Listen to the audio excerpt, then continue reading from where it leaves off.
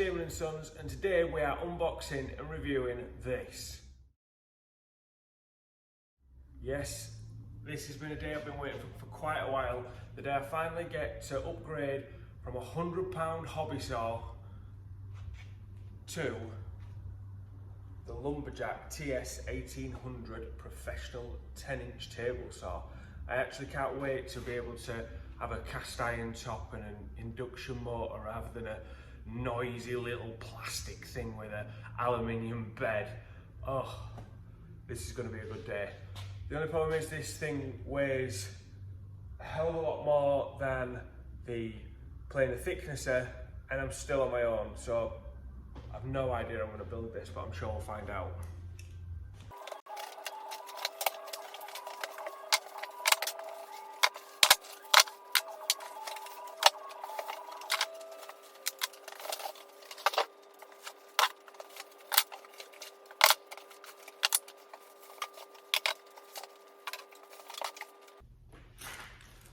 There's not a lot of bits. It's just dawned on me. I've just nipped in, I pulled an early one this morning, nipped in on my way to work so I could build this, and I've got a feeling I'm not going to get it built before I have to go to work. I'm maybe coming back afterwards to finish it off.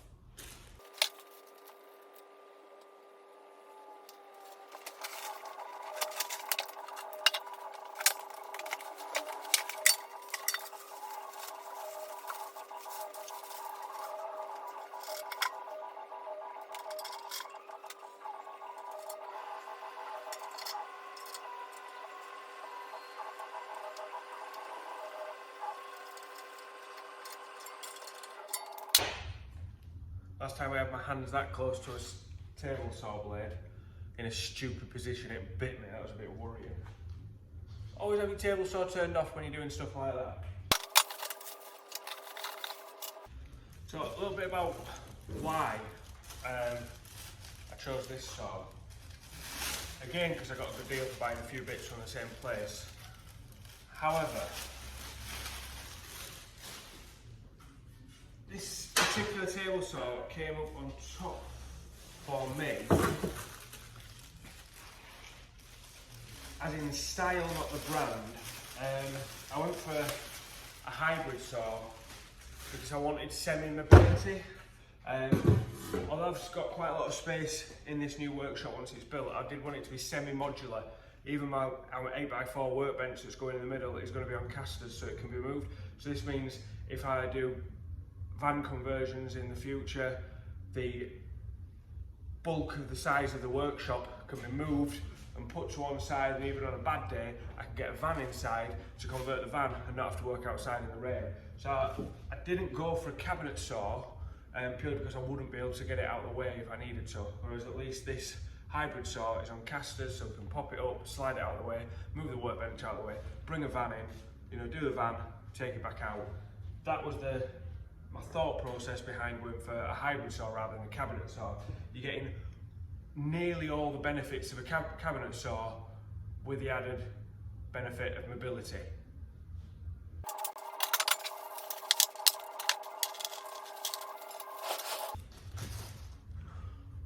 One thing I've noticed about the two tools that I've reviewed so far from Lumberjack is they tend to send you most of the bits you need to build it, but not all. Which doesn't really matter, because I think if you're buying tools of this size, you've generally got a screwdriver and an Allen key and maybe a spanner. But then, especially with the pillar drill, they sent out the Allen keys, but they didn't send any screwdrivers or spanners. So if they're going to assume you've got a spanner and a screwdriver, why send the Allen key as well? But the reason I'm making this point is it seems like a full toolkit. We've got Allen keys, we've got spanners, with the big wrench that we needed to get the blade on. So far they seem to have actually sent a full toolkit with this one.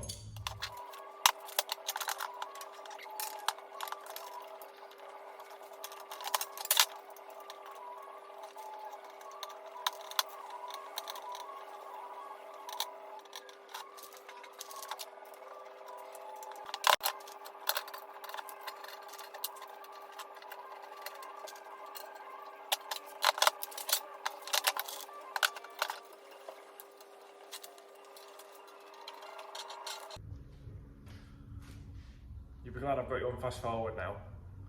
Mainly because you get kind of bored watching me just bolt little hex bolts into this stand, but secondly because you don't have to listen to my next door neighbour's beautiful rendition of Mr. Brightside. Sorry, Russ.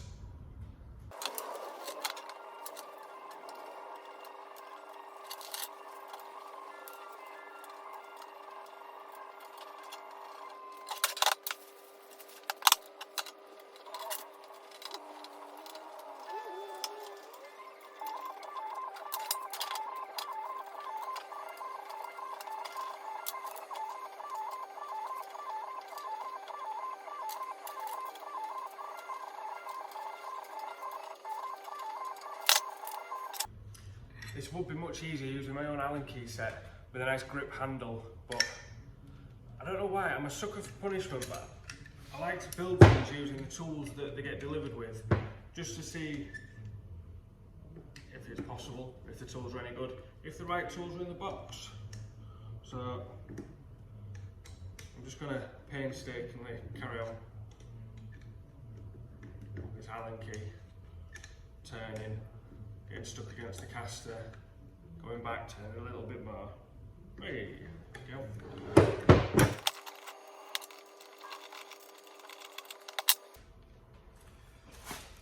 Right, I'm pretty good now. I've got to go to work. I shouldn't complain because it's like the second day's work I've had in like a month because of lockdown restrictions, and probably the 5th day's work I've had since lockdown even started, so I shouldn't really be complaining about this. But when you've got a shiny new table saw on your bench that's half built, you just don't want to go, but I'm going to have a bit of a tidy up and then go to work. Don't worry, you don't have to go anywhere, you can stay right where you are because the video is going to stop now. And we're back again. So, for you guys, that was the second for me. That was a very long day concreting. Concrete turned up late. It's now nearly 5 o'clock. I was expecting to be redoing this video at about 3 o'clock, so I'm 2 hours behind. Hey ho. So, I've had a bit of a tidy up, not that you can tell. I need to put the top onto the bottom now, which again, I've only got me to do it. It even advises you in here to do it with a person, but we haven't got a person, so don't do this at home.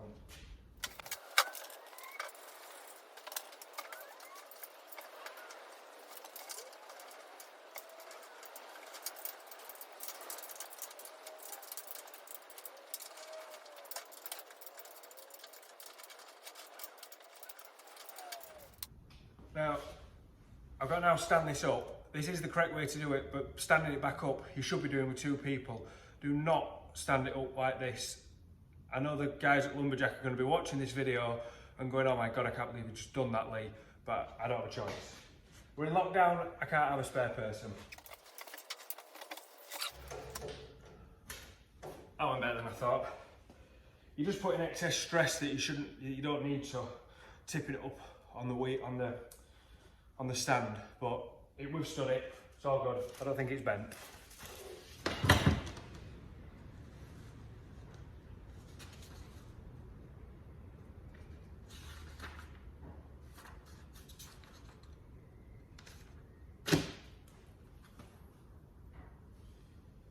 Why did I skip a page? Why did I skip a page and not put the dust extraction? I've literally spoke to Dave this afternoon whilst ordering some more tools, and he said to me, yeah, it's got a dust extraction. Don't forget, you don't want to forget to put that in. I don't want to forget to put that in, do I? Well, I forgot to put that in. I'll bring you back in a minute. You don't need to watch me redoing that. It's humiliating anyway. Right, dust extraction back on now, and I've acquired the help of my eldest to help me finish this off because I want to go home and have some tea.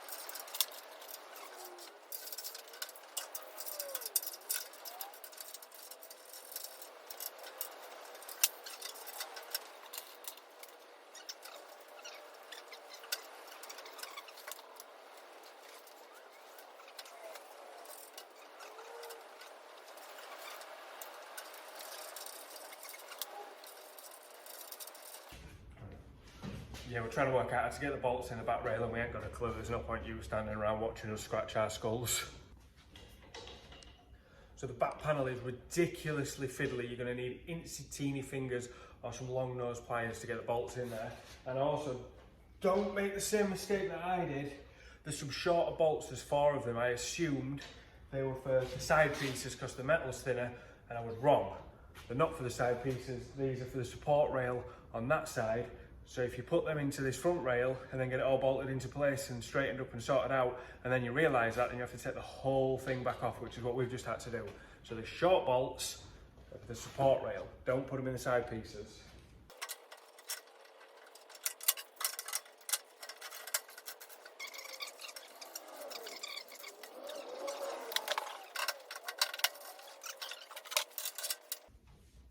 I think we're finished.